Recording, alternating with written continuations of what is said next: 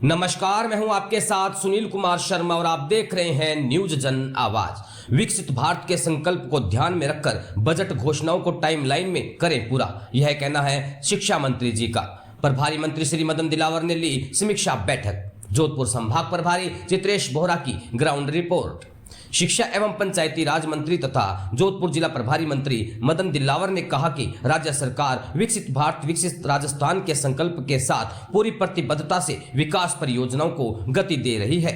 सभी अधिकारी एवं कार्मिक राज्य सरकार की मंशा के अनुरूप मुख्यमंत्री की ओर से की गई घोषणाओं एवं बजट घोषणाओं को टाइमलाइन में पूरा करना सुनिश्चित करें। इसके लिए योजनाबद्ध रूप से काम करने के साथ ही नियमित मॉनिटरिंग की जाए। जिला प्रभारी मंत्री बुधवार को जेडीए सभागार में आयोजित बैठक में बजट घोषणाओं के क्रियान्वयन सहित विभिन्न बिंदुओं की समीक्षा कर रहे थे। उन्होंने कहा कि मुख्यमंत्री द्वारा की गई घोषणाओं और बजट घोषणाओं का समयबद्ध क्रियान्वयन राज्य सरकार की सर्वोच्च प्राथमिकता है। प्रत्येक अधिकारी इसकी गंभीरता समझते हुए पूर्ण जिम्मेदारी से दायित्वों का निर्वहन करे। हर घोषणा की टाइमलाइन निर्धारित कर 100% क्रियान्वयन सुनिश्चित किया जाए। इसमें किसी भी स्तर पर लापरवाही नहीं हो। जिन घोषणाओं पर राज्य स्तर से स्वीकृतियां प्राप्त की जानी है, उनके प्रस्ताव अतिशीघ्र भिजवाए जाएं। भूमि आवंटन के काम को दे प्राथमिकता। दिलावर ने कहा कि बजट घोषणाओं को पूरा करने के लिए भूमि आवंटन के कार्य को प्राथमिकता दी जाए। उन्होंने कहा कि जिन कार्यों के लिए भूमि आवंटन हो चुकी है, उनके निर्माण की कार्यवाही आगे बढ़ाई जाए तथा शेष कार्यों के लिए भूमि आवंटन शीघ्र किया जाए। उन्होंने खेल एवं युवा मामलात विभाग से जुड़ी घोषणाओं की समीक्षा करते हुए निर्देश दिए कि वन डिस्ट्रिक्ट वन स्पोर्ट्स के तहत जोधपुर में जिम्नास्टिक खेल के जरिए युक्त सुविधाओं का विकास किया जाए। बारिश से हुए नुकसान का आकलन कर जल्द भिजवाएं प्रस्ताव। प्रभारी मंत्री ने कहा कि जिले में हुई बरसात के कारण सड़कों, स्कूलों, अस्पतालों, नहरों और घरों को हुए नुकसान की रिपोर्ट दी जाए। उन्होंने गिरदावरी रिपोर्ट भी उपलब्ध करवाने के निर्देश दिए ताकि नियमानुसार सहायता राशि उपलब्ध करवाई जा सके।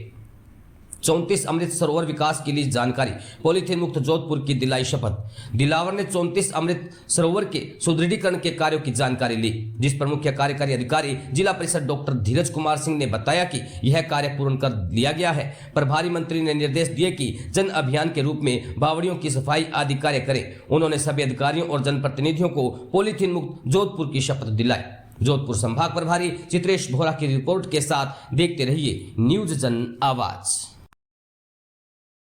राजस्थान में भारी वर्षा के कारण से किसानों का भी नुकसान हुआ है।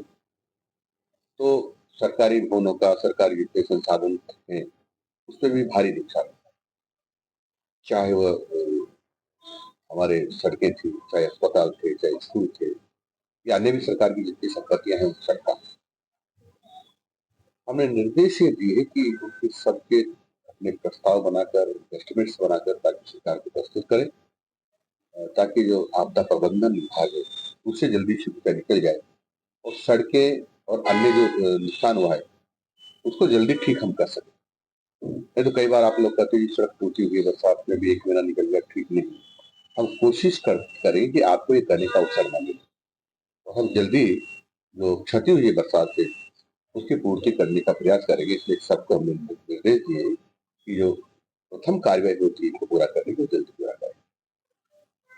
दूसरा अगला है हमारा कि जैसे वर्षा के कारण से जो किसानों को नुकसान की गिरदावरी, क्या हुआ कि पहले जो 15 अगस्त के पहले जो बरसात हुई थी उससे नुकसान हुआ, लेकिन कम हुआ। उसके बाद बहुत तेज बरसात हो गई, उससे ज्यादा नुकसान हो गया। तो गिरदावरी तो एक बार हो चुकी, गिरदावरी दोबारा कैसे हुई, और इसके लिए हमने अभी रेवेन्यू सेक्रेटरी से बात की इसको जिल खोल से अमेंड कर सकेंगे। मान लो कहीं किसी बिल्डिंग में पहले 5 रुपए का नुकसान हुआ था, अब ज्यादा हो गया तो 10 रुपए का होगा, तो इसको अमेंडमेंट कर दिया, यानी इसको जोड़ सकते हैं। ऐसे भी स्पेशल निर्देश हमने यहाँ दे दिए, दिला दिए। ऐसा हमारा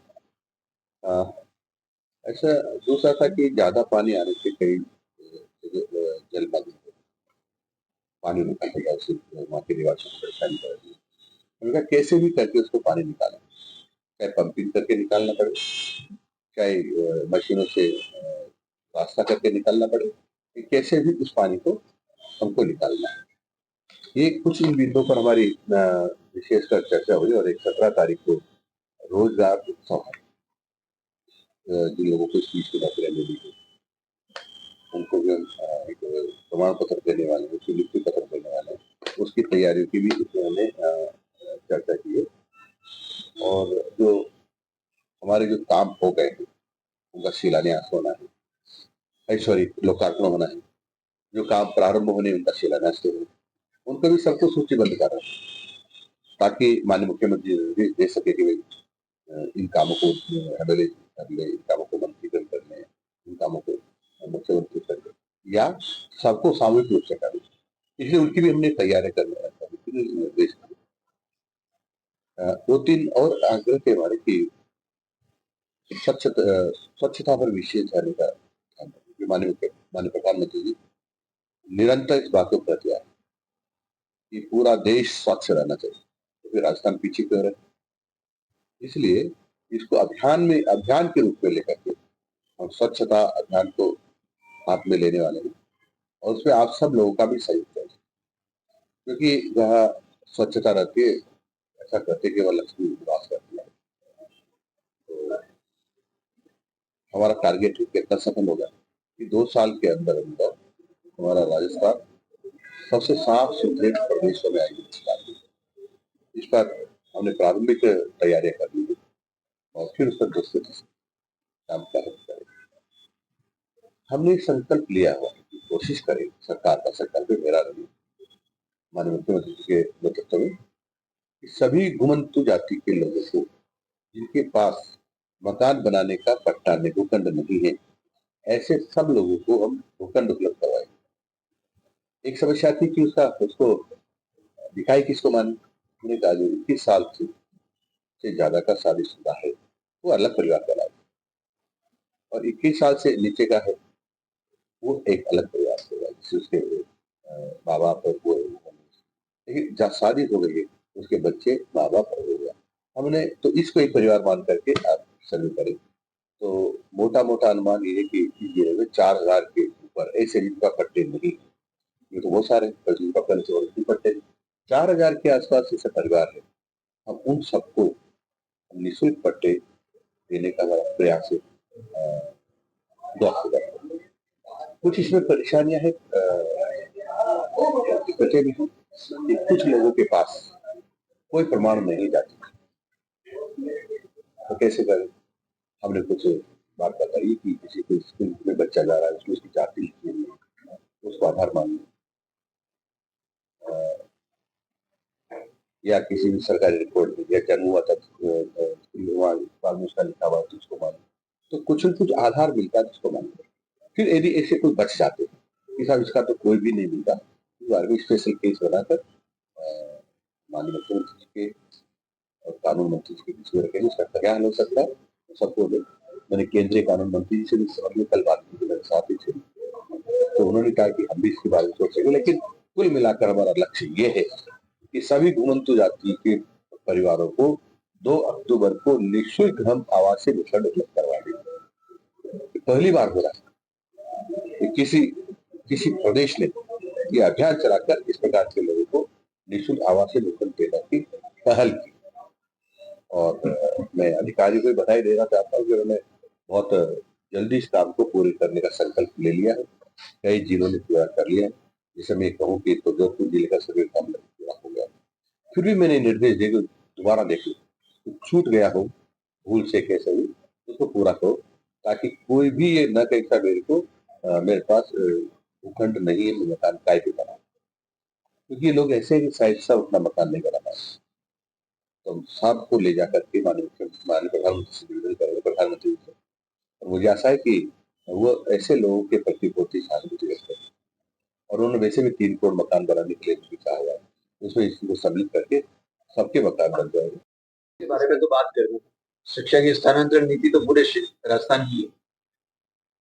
और सर बताएं सर, आपको झूठ आपने पिछली बार बोला था जवाब देके जाऊंगा, आपने पिछली बार यही कहा था कि बतौर प्रभारी मंत्री बात करूंगा, तो मैं प्रभारी मंत्री बात कर रहा हूँ, तो मैं सर वही जानना चाह रहा हूँ सर कि आखिर पिछली बार सवाल यही था हमारा, आज भी वही सवाल है, उसका जवाब नहीं है।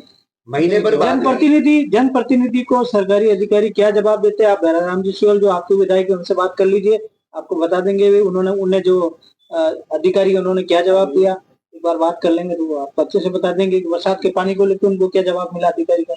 नहीं, उनका क्या जवाब मिला होगा ये तो मैं बाद में से बात कर लूंगा मेरे हिसाब से, लेकिन इतना कह रहा हूँ कि जो जो समस्याएं मेरे सामने आती जा रही है उनके समाधान के लिए हम निर्देश देते जा रहे हैं।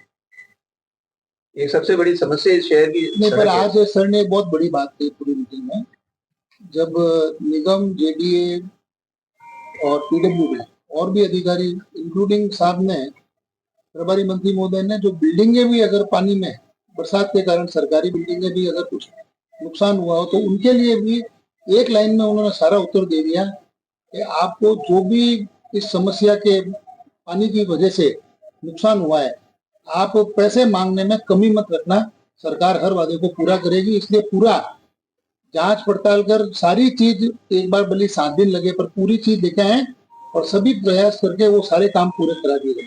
मुख्यमंत्री जी जिस सड़क से निकले थे उसकी जांच करवाने की बात कही थी, उसके नहीं, एक मिनट सर, 15 दिन बाद में उस सड़क को सही किया गया। नहीं, वो उस विषय पे मैं आपको अलग दे दूंगा, वो आपका विषय नहीं। नहीं, विषय तो प्रभारी वो मंत्री के तौर पर तो सभी मैं उस विषय आपके ही है। मैं उस एरिया का विधायक हूँ, मैं उस दिन वहीं था, उसका जवाब मैं आपको दूंगा। ये तो आपने आप थे नहीं तो मैं तो था वहाँ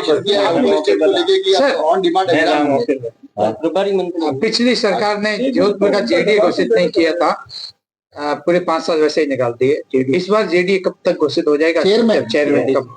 चेयरमैन जी, माननीय मुख्यमंत्री जी चर्चा करें।